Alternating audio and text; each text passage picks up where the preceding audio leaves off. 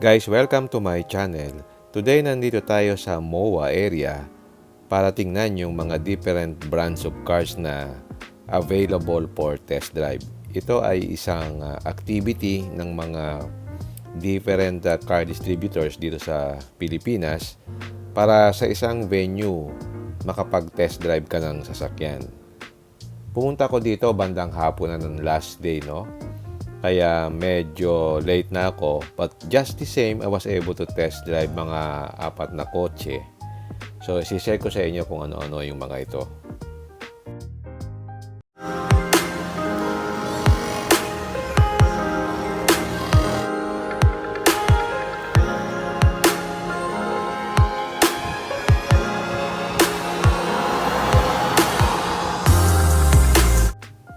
This is a very nice activity kasi sa isang lugar lang nagsama-sama yung mga car manufacturers para i-showcase yung kanilang mga sasakyan, and then you can do the test drive.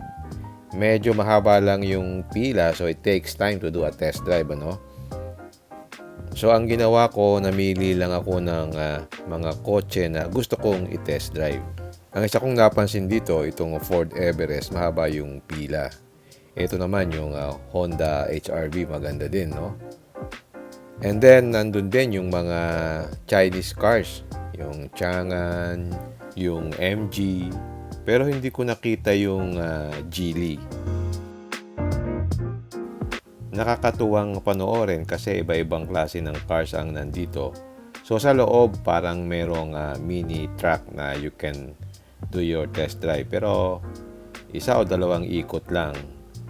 So, ang ginawa ko, nag-request ako kung pwedeng mag-test drive dun sa labas para mas at least ma-check mo talaga yung performance, ano. So, pwede mong ilabas yung sasakyan.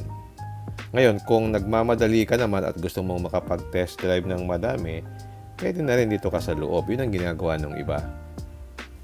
So, kompleto yung major Japanese car manufacturers dito. Nandito yung Toyota, nandito yung Nissan, Suzuki, Subaru, Mitsubishi.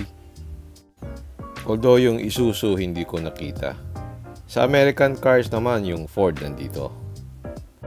Napansin ko din yung Toyota. Ang mga naka-display nila, yung mga hybrid cars nila.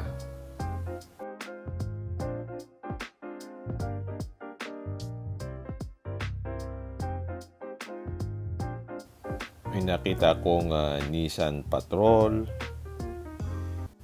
Hyundai Tucson, meron din Subaru Evoltis,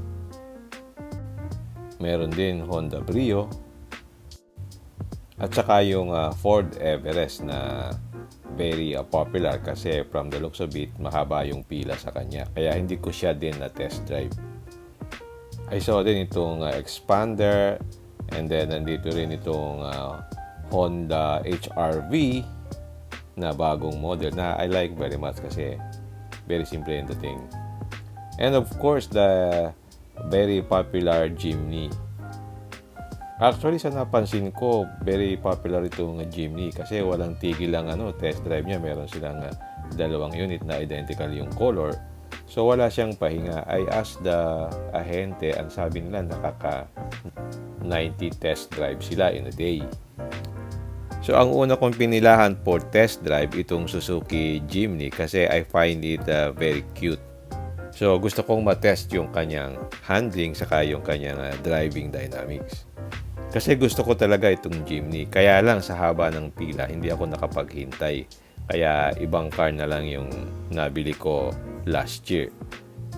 So, let's check kung ano yung mga explanation ng ahente. So, unang-una, in-explain sa akin ng ahente kung ano yung mga features nitong Suzuki Jimny. Ito nga pala yung automatic model. Ito yung top-of-the-line model. So, yung first impression ko, maliit siya pero very cute, no? So, kumbaga, yung size niya is good for, siguro for a couple. And then, very nice na na sasakyan kasi parang it's very fun to drive. So, in-explain ng ahente yung mga features nitong Suzuki Jimny. Ako naman, I'm coming in from the perspective of a buyer. So, tinanong ko yung mga dapat na tanungin, ano? Ang maganda dito, dun sa kanyang head unit, meron siyang clinometer saka yung compass, which is very useful kung nasa off-roading ka. So okay, pagkatapos ng briefing, start na tayo ng test drive. So ang una kong napansin dito, maganda naman yung ride niya for a small car, no? Hindi siya yung parang jeep na jeep ang dating, no? Although ramdam mo din na medyo may tagtag siya ng konti. Kasi nga, naka-solid axle siya sa harap. Hindi siya naka-independent suspension. So yung visibility niya maganda. So maliit lang siya. So kitang-kita mo yung kitang-kita mo yung daan kasi medyo mataas din yung driving position mo eh. As we go along, pinakinggan ko yung quietness ng cabin. So parang average lang yung NVH niya, no. So rinig mo pa rin yung mga sasakyan sa labas kahit papaano. Yung suspension niya kahit na medyo maalog, it's not so bad naman. It's still compliant for daily use. So ang design niya talaga is parang utilitarian kasi even yung mga ginamit niya, yung mga parang sturdy plastics kasi nga ipapangarabas mo to. That was the intention when they built this car. Yung steering wheel niya pwede mo namang i-tilt pero hindi siya telescopic. Tama lang yung heft ng manibela. Power steering naman siya so malambot siya. And then dito naman sa likod, merong seats cup for 2 persons. So hanggang dalawa lang siguro ang kasya dito. So kung ipipilit nyo, pwede namang umupo doon sa likod. Kaya lang pagka long trip, palagay ko mabubugbog sila. Pero kung mga short rides lang within the city, okay na okay ito. Tinry natin sa straight para ma-check how it feels yung driving dynamics niya. So una kong napansin yung engine noise, medyo hindi ganun kapino, no?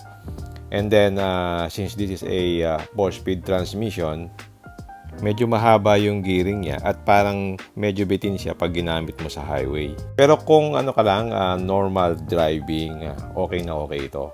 Hindi naman talaga siya design for speed eh.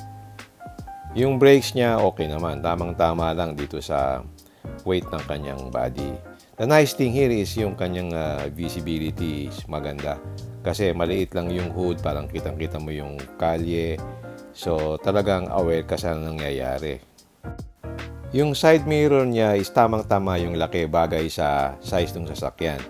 At ang maganda dito, yung kanyang turning radius, maliit lang. So ang dali niyang iliko. Although hindi perfect yung driving niya, in some aspects, it's still fun to drive. Ang selling point niya talaga yung character niya at saka yung capability niya for off-road.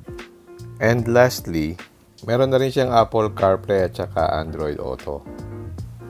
Now, i-try naman natin itong short track sa loob. So, titingnan natin kung paano ang handling niya sa mga zigzag road. Generally, tama lang yung lambot ng manibela niya. Ang maganda dito, kasi nga maliit yung turning radius, ang sarap niyang gamitin sa mga liku-liku na daan. Kayang-kaya ng isang kamay lang yung manibela. So makikita nyo na very noticeable yung kanyang body roll kapag ka nagto-turn ka. And that's okay. It was designed really to perform. Sarap niyang i-maneuver, paikot-ikutin mo. So magaan lang yung manibela, kayang-kaya ng isang kamay lang kasi power steering naman. So ang sarap nito talagang i-trail kasi nga maliit lang siya tapos 4x4 pa. To conclude, gustong-gusto ko ito kasi very versatile siya at saka pwede mong gamitin kahit saan, pwede sa city and then pwede rin sa mga off-roading. Tapos 4x4 pa siya. So to me, this is a very nice car. In fact, pagka may pagkakataon gusto kong bumili nito. Maganda talaga siya. Ang sunod nating tinest drive itong Changan CS55. Kasi naiintriga ako dito kasi medyo maganda yung feedback. Although made in China siya, pero maganda siya. So, i-try natin. Ang una kong napansin yung shape ng kanyang manibela. Hindi siya bilog. By the way, ang distributor nga para nito yung Harry. yung dating distributor ng Hyundai. If you look at the design, very modern siya. Futuristic talaga yung yung kanyang design eh. Tapos very roomy yung interior, and then meron din siyang moonroof. Tapos ang laki ng kanyang head unit. Ang transmission nga pala niya is yung wet dual clutch transmission. Dito sa center console meron dalawang malaking bottle holder, no? And then meron din siyang automatic parking brake. Sa likod may aircon vent dito sa may center console. And then tilt and telescopic din yung kanyang steering wheel. And despite na Chinese car ito, meron na rin siyang Apple CarPlay. So we will let the agent do the talking para ma-explain niya yung mga features nito. Naka-drive na ako? Yes po. Paano malaman? Ayun. Yes sir, naka-D na siya. Okay. And ang driving default natin is Eco. Kahit naka-sport ka, pinatay mo, papandarin mo ulit, balik siya sa Eco. Okay. And itong handbrake natin, automatic siya disengage pag nag-apply ka na ng gas. Hindi mo na siya Yes sir, pag magpa-park ka na lang, Okay. i-engage mo na lang siya. Sige, let's try Sige sir.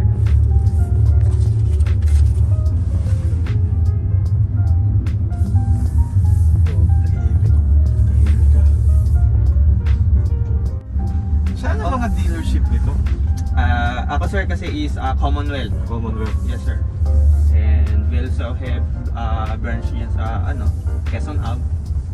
Okay. Kaya madami na ring branches Marami dito na sir. rin. Meron na dyan sa Manila. Kaya awkward dito pag naka... Yes po.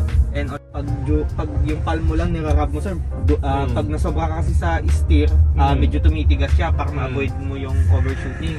Ngayon titigas siya biglang madudulas yung kamay mo sa steering. And yun sir, ito mo when you hit to at least 20 km per hour, automatic siya lang. Lumalabas yung camera. Yes sir. Hindi mo na i-on, automatic Yes sir, siya. hindi na. Okay. Tapos mawawala siya. Yes sir. Okay. Turbocharge to? Yes sir, TGTI. Turbocharge.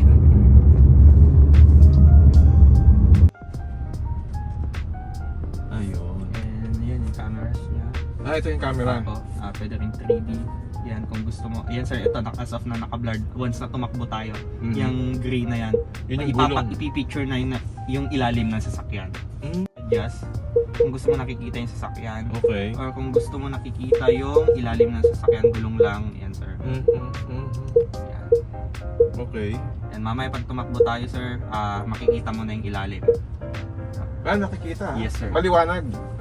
Sakto lang naman siya sir. Ano naman, same as yung nasa labas na exposure. Yan sir, basta tumatakbo tayo, ipipicture na yung nasa ilalim. Yeah. Gulong, alas gulong na lang siya sir. Oo, nakita niyo yung mga lines, no? And also yung naka-adaptive cruise control na dito sir, and lane keep assist. As long as hindi broken lines yung mga lane markings May natin sa adaptive daan. cruise control siya at Yes, that sir. price? Adaptive cruise control with traffic jam. Kasi Traffic control 35 namin dati. Mm. Ito lang ang nasisense niya, yun yung lumalabas sa cluster. Okay. Ngayon, ito kasi may ibang sasakyan gaya yung Innova, Mhm. yun, lumalabas Kita siya, Opo. okay. With parang 3 lane na yung kaya niyang i-adapt, sir. So nadidetect niya, nalalaman niya ngayon kung ano yung Apa. maluwag at saka ano. Kaya niya i-detect. Ano yung nagsasound siya, hindi? Sir, Baka- yes po, nagsasound siya when you hits at least, I think 60. Yung speed. Opo, kunwari naka-80 ka ngayon, tapos itong si Fortuner naka-50 lang. Tapos naabutan mo siya sir, Automatic. i-adapt niya yung 50. Ito yung 50. Yes po, mag-apply siya konti ng brake, maki-feel mo yon. Okay. Then magiging 50 na lang yung speed niya. Pero pag nawala na si Fortuner, bumilis na siya, yan, babalik ka ulit sa 80. Okay. And as long as hindi maingay, Sige nga, voice command mo nga. pwede mo na siya pindutin yan sir. Dito? Pwede dito. Okay. Here, Open sunshade. opening the sunshade. Pag sunshade lang, ito lang sir. But when you say open sunroof, open nyo naman si sunroof. Okay. O driver's window, Wow. radio, aircon, yun lang po yung kaya niyang i-command. Pero tailgate, hindi niya kayang buksan. Okay. Sunshade. I don't know this yet. I have to learn it first. Yes sir, yung issue medyo ano nga lang din siya. Hindi siya ma-recognize lahat. Close sunshade. Closing the sunshade. Mas na-recognize yung boses mo. Naka-input na siguro. Hindi naman sir, lahat naman. Kaso pag talaga... I don't hear any commands from you. Ang galing, oh. Pagka magle-left ka, kita Yan yung sir, pag naka-sport mode ka, medyo mag-heavy din si steering mo. Oo nga. Ito yung sport mode. Yes sir.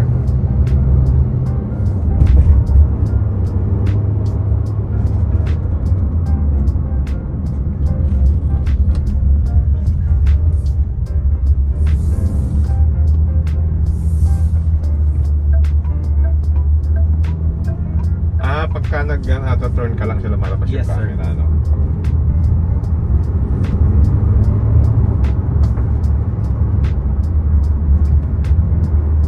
Although kung mapapansin nyo sir sa pedal, medyo may delay siya. Oo. Kung mapapansin nyo. Oo. Saka yung brakes niya, parang ano, matigas. Matigas. I think pwede nyo naman siya ipa-adjust sa dealership, sa service. Oo. Pero generally, maganda yung ano niya. So may lane. Yan. Yan, Nagkaroon kung siya. madaming lane, Katulad yan, niya, na-recognize niya, no? dumadami din yung lane dun sa sa cluster. Hindi ko napansin. Yes sir, yan may So, traffic. katulad niya, no? Madami traffic na sir yan. Lumalabas yung traffic jam natin. Okay. Dumadami yung lane marking sa sa cluster. Kaliwa ko na. Yes sir. Ako dito. So napaka-high-tech ng sasakyan na ito. At 1.3 million, ang dami niyang features ha. Bagong-bago niya lang na model. And sad to say, wala nga lang siyang yung favorite ng ibang clients, ambient light. Wala siyang ambient light. Wala siyang ambient lighting. Ito sir, umiilaw lang ito mga 3 seconds. Yan ang busina. Hindi na parang sir na Ay, para sa bisikleta. Walang titinda ng pandesal. Mas malaki nga pero medyo mahina siya. Ay, may mas malaki pa ba dito? Yes sir, 75. Pero mas yun sir, kumbaga raw pa siya. Cruise control normal lang, ganyan. Conventional 6-speed automatic transmission. By the way, meron din siyang wireless charging tapos power tailgate na rin siya. Sir, panlaban sa Colway is yung CS35. Meron pang CS35. Mas Mas maliit. maliit. Ito kasi sir, ang kamatch nito is Yun yung ang kamatch nila. Ascara. Pero hindi ito yung hybrid sir.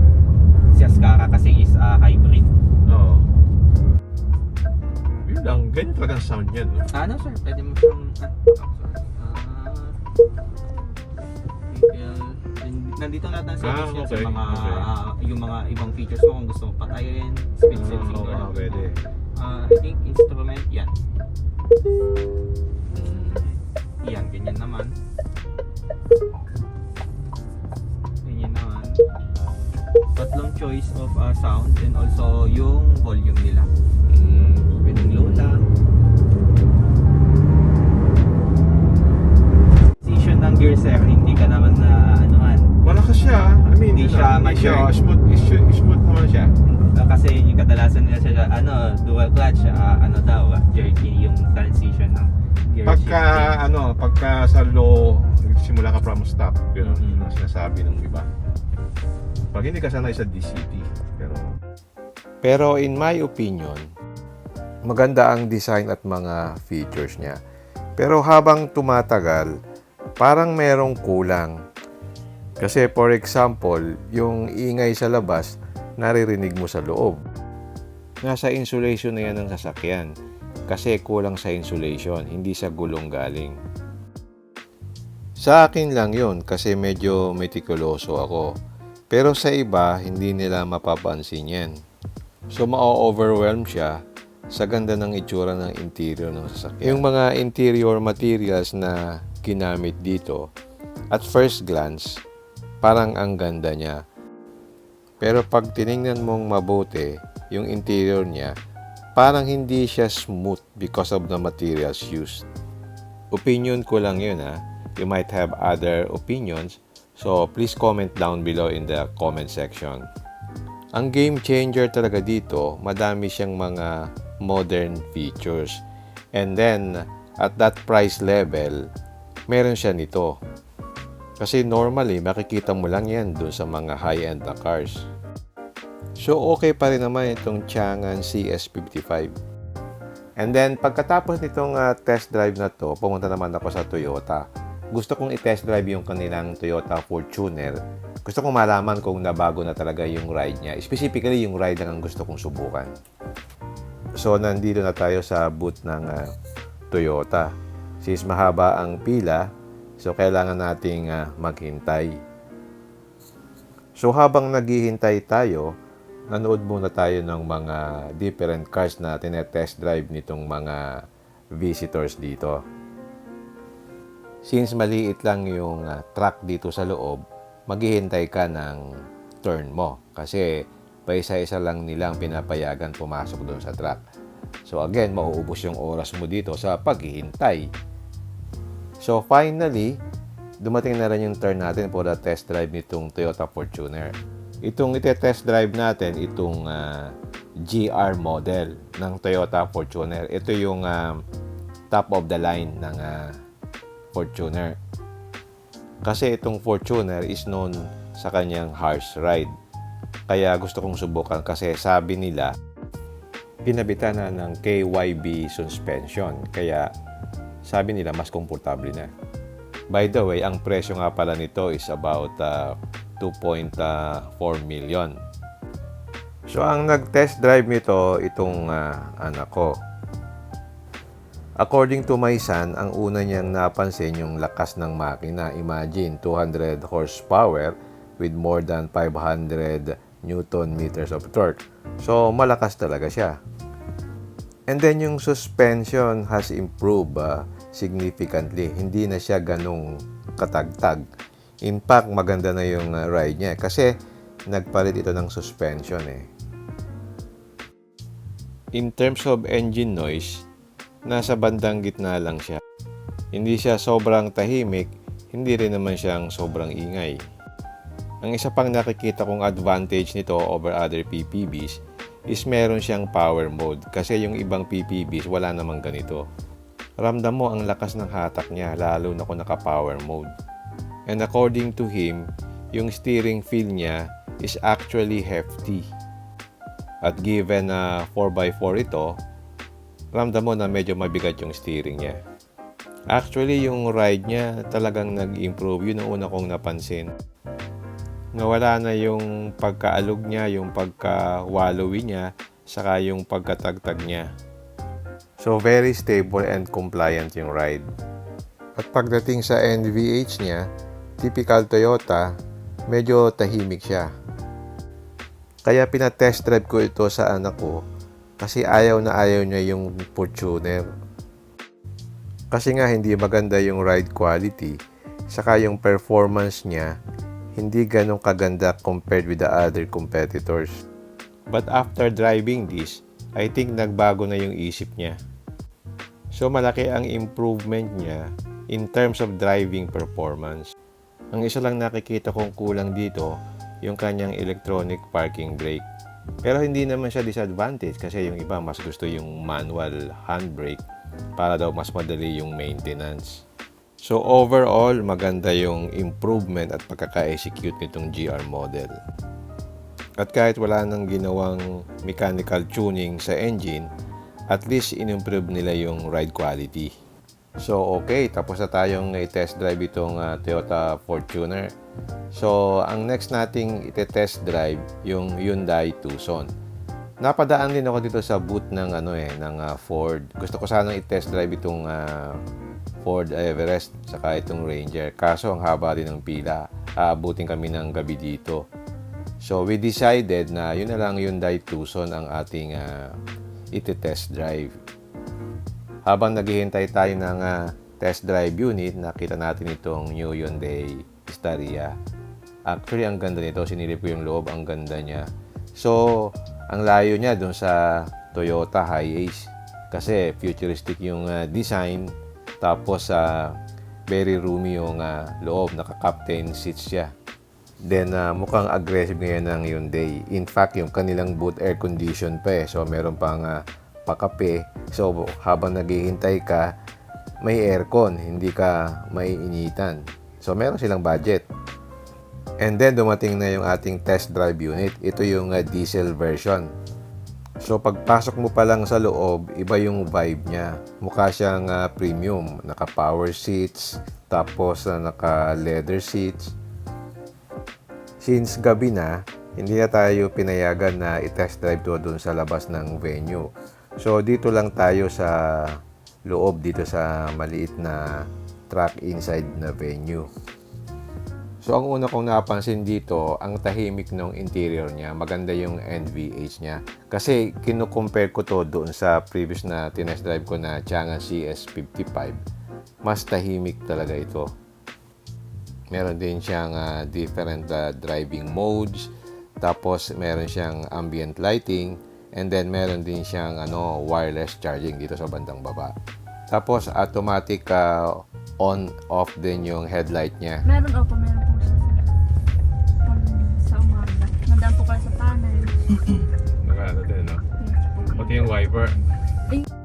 Isa pang noticeable dito, yung engine niya is very quiet.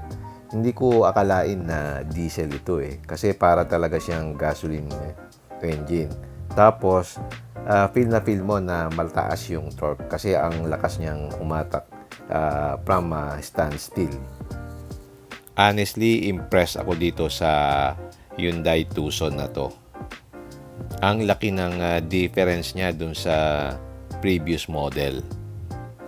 Yung mga diesel ng Hyundai, matutulin siya. A good example yung Hyundai Accent na hatchback. Ang tuli nun, ang liit-liit nun, pero ang tuli nun. Minamanilang nun yung Cannon Road. Okay, check natin itong interior lights.